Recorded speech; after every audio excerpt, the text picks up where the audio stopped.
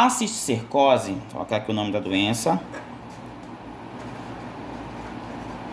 Cisticercose. Gente, a cisticercose é quando o ser humano ele ingere os ovos da Taenia solium, pode atuar como hospedeiro intermediário, no caso, né? Desenvolvendo aí os cisticercos. A contaminação ela pode ocorrer pela ingestão de alimento mal lavado, né? Verduras, frutas, enfim, que contêm os ovos dessa tênia. A presença de cisticercos no ser humano configura a doença que nós chamamos de cisticercose, que é essa doença aqui. E quando eles se alojam em regiões vitais, como o cérebro, por exemplo, né, as consequências dessas doenças podem ser muito sérias. Então, olha só, os ovos da tênia são ingeridos pelo porco, no caso, se eles são ingeridos pelo porco, né, e o ser humano o ser humano vai contrair essa doença a partir da carne que ele vai comer do porco. Então, qual é o tipo de tênia? É a Taenia solium, né? Então, o que acontece? Os ovos eclodem e liberam as larvas. O homem vai ingerir a carne do porco crua ou mal cozida, né? Sendo que essa carne é uma carne contaminada, né? A larva da Taenia aloja-se no intestino do ser humano, né? E a larva da Taenia chega ao sangue depois de alojar nos tecidos como o músculo e o cérebro. Então, quando essa larva se aloja nos músculos e cérebro do ser humano, a doença causada é a cisticercose, que é exatamente um tipo de larva, né? O cisticerco, que é um tipo de larva liberado por essa tênia aqui, tá? Taenia solium. Então, essa é a diferença da cisticercose para a ateníase. A cisticercose ela é causada pela larva da tênia, tá bom? Pela larva da tênia.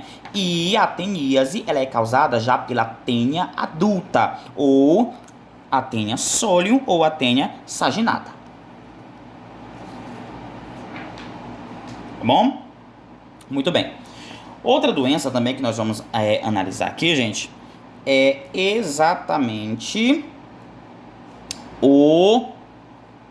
a doença amarelão, né?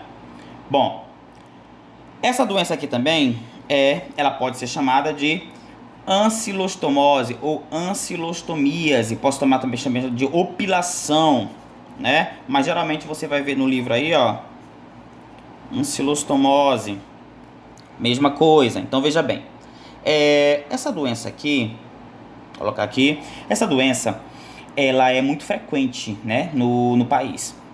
Ela é causada por um nematóide, ou seja, por um verme cilíndrico, né, que pode causar aí essa doença, e ela vai ser caracterizada, né, por contaminação através do parasita que nós chamamos de ancilóstomo, né? Esse parasita, esse ancilóstomo, que é um verme, veja só as larvas aqui, ó. Esse ancilóstomo, que é um verme, ele vai se desenvolver no corpo humano, né? E atuar como hospedeiro único dentro do organismo, dentro do corpo, né, do ser humano. Seus ovos eles são eliminados com as fezes do doente, no solo úmido geralmente, né, que vão dar origem aí à larva, e isso acontece em 1 ou 2 dias, né? Após eles saírem dos ovos, elas se alimentam de materiais encontrados no solo, tá? E após 3 ou 4 dias já conseguem penetrar na pele do ser humano também, para poder infectar outras pessoas. E essa doença ela tem como sintomas a tosse, falta de ar, né, febre. Febre sempre vai ser um sintoma de basicamente todas as doenças, né? Náuseas, vômitos, dor no abdômen, diarreia também. E os indivíduos que possuem, gente, esses vermes causadores do amarelão, eles têm uma pele pálida, né, e com a cor amarelada, que é o que vai caracterizar, né, o nome da doença.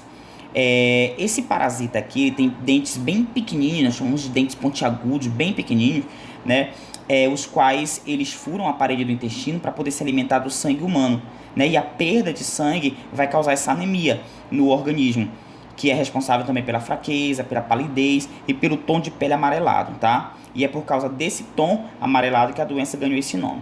Então veja bem, nós temos aqui, olha só, os ovos do parasita, que são eliminados pelas fezes no solo, né, quando o ser humano está contaminado. Depois eles eclodem, né, e as larvas saem dos ovos, permanecem no solo, se alimentando de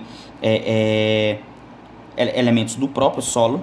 As larvas depois elas vão se desenvolver e é nessa fase que elas vão poder estar contaminando, né, penetrando, olha só, na pele do ser humano. E depois de penetrar a pele, né, as larvas chegam no coração, no pulmão, né, nos pulmões também através do sangue, até se instalarem no intestino.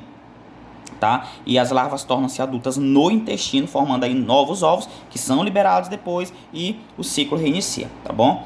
Então é assim que acontece o processo de contaminação desse tipo de verme aqui, tá? Nós temos ainda, gente, uma outra doença também que não é muito desconhecida, né? É bem comum, que é a ascaridíase. Vou colocar aqui. Ascaridíase. Gente, eu já ouvi muita gente falando o seguinte. Às vezes você está conversando com um amiguinho, né? Você fala o seguinte: ah, todo mundo tem verme. Gente, ninguém tem verme. A gente contrai, se você tem uma verme, você tem uma doença. Você está com alguma doencinha ali, tá bom?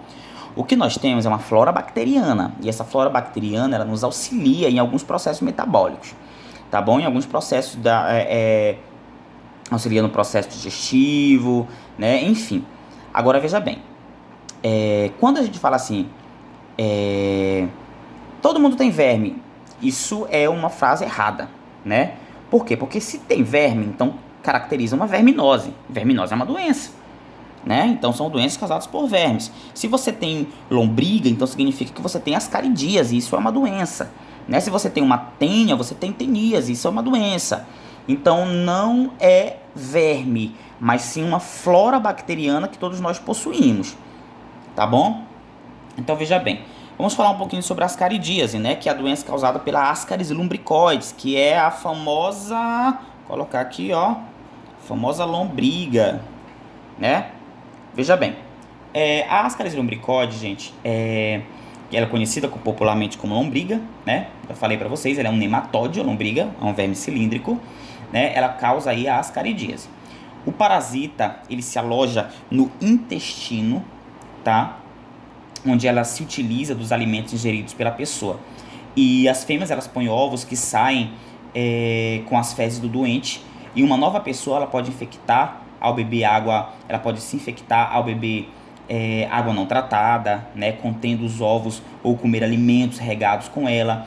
E no intestino, as larvas saem dos ovos e perfuram aí a parede desse órgão, né, que é o próprio intestino, e entra na corrente sanguínea, por meio da qual ela chega nos pulmões também, tá bom? Os sintomas iniciais dessa doença aqui, gente, é febre, né, tosse, falta de ar, né, às vezes também catarro acompanhado de sangue, e esses sintomas eles podem até ser confundidos também com os sintomas de bronquite ou de uma pneumonia, tá? Principalmente em crianças, isso é muito comum em crianças, tá?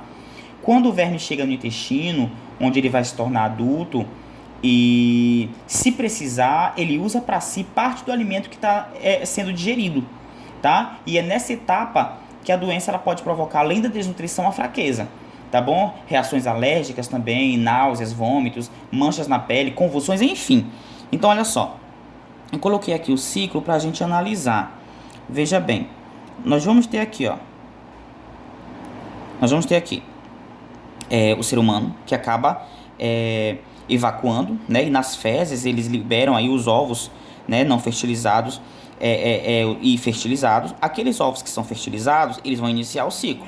Aqueles ovos que não são fertilizados, eles não se desenvolvem, tá bom?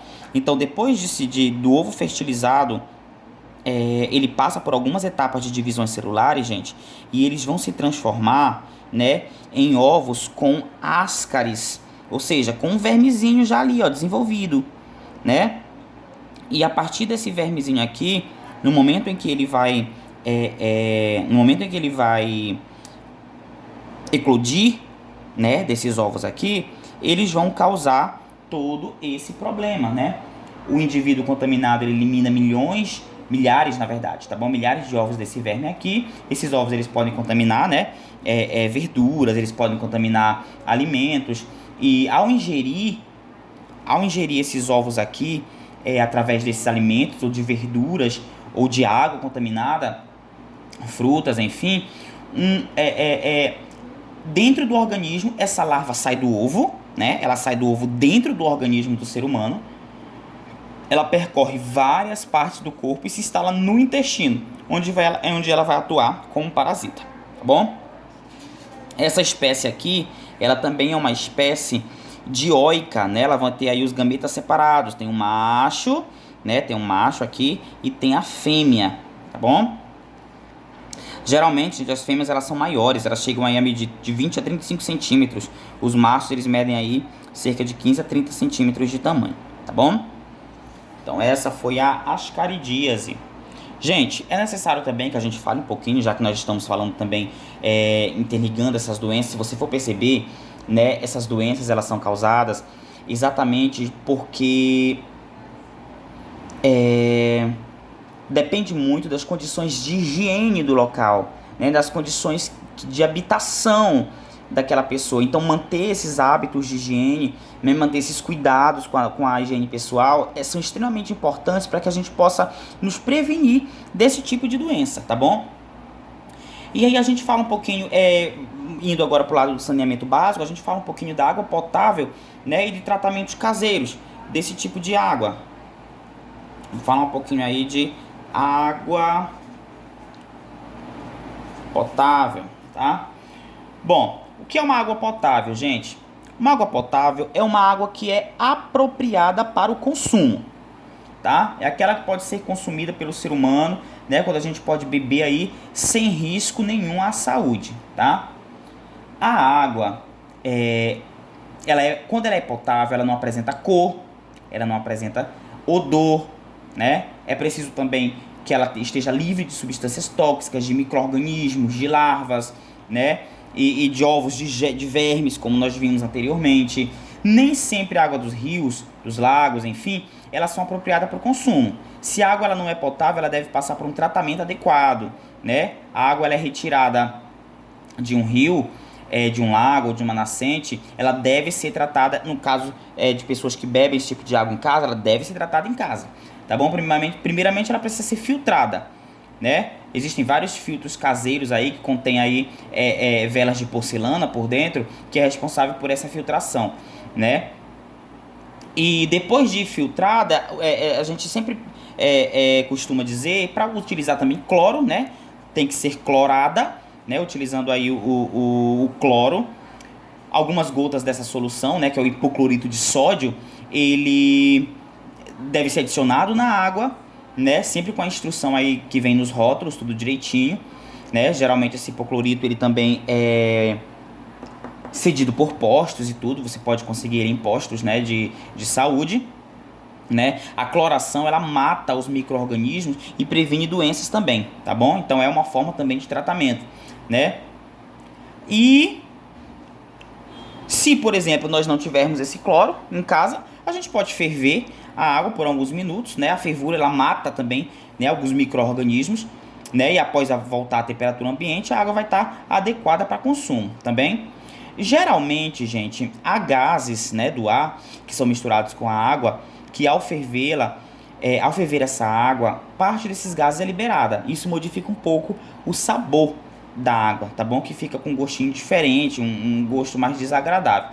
Então, antes de beber é bom mexer, né? E isso faz com que a gente possa, com que um pouco de ar se misture novamente na água e ela perca esse sabor aí meio desagradável, tá bom? Bom, a gente fala também um pouquinho, gente, da distribuição de água encanada, né? Vou colocar aqui. Distribuição de água encanada. Bom, existem grandes cidades que são abastecidas por água que é proveniente de um rio represado, né? A gente já ouviu falar muito nisso, nós já temos bastante informações sobre isso, né? Uma grande tubulação, que nós chamamos de adutora, leva a água da represa até uma estação de tratamento, né? E nessa estação de tratamento aqui, eu coloquei uma imagem para a gente analisar bem, só dar uma ampliada aqui. E é nessa estação de tratamento aqui, gente, que vai acontecer, né? Como o próprio nome já diz, o tratamento de filtração e cloração, né, que vai tornar própria essa água para consumo, né? E depois de tornar essa água aqui para consumo, ó, estação de tratamento de águas residuais, né, vai provocar aqui a questão da desinfecção, né, dessa água. E depois disso daqui, essa água ela é distribuída, né, para as casas por um sistema de canos que são subterrâneos, tá bom? E a água chega às residências pela ação do próprio peso. Então todo esse sistema é uma rede de captação e distribuição de água encanada, né? Isso é muito comum em cidades grandes. Aqui, por exemplo, nós temos nossa cidade, Itaituba, ela funciona, parte da cidade, tá? Funciona com uma rede semelhante a essa que é a Cozampa, né? Que aí distribui uma água potável para algumas famílias dentro de Itaituba, dependendo ali da situação, da localização, né, de quem mora e que tem acesso a esse tipo de distribuição aqui. Então a água que chega nas torneiras ela é gratuita, né? Ela é captada, ela é tratada, ela é distribuída e tudo isso custa dinheiro, tá bom? Eu falei que ela é gratuita, ela não é gratuita, tá bom? Isso custa dinheiro. Então desperdiçar água significa mais do que aumentar o valor da nossa conta de água, né? Significa aumentar aí a quantidade de água que a cidade retira do rio, porque é do rio que é retirado, tá? Então, tomar banho diariamente, escovar os dentes, manter roupas, louças, a casa limpa, são hábitos necessários para uma boa qualidade de vida, né? E a água é importante para isso tudo, ela deve ser usada, mas não deve ser desperdiçada, tá bom? Só voltar aqui ao normal, ok? E aí a gente fala um pouquinho também, antes da gente falar um pouquinho da cólera, gente, né? Eu quero falar... Deixa eu ver... Falar um pouquinho sobre águas servidas. Não, eu vou deixar para falar um pouquinho sobre águas servidas lá pro fim, tá? Bom,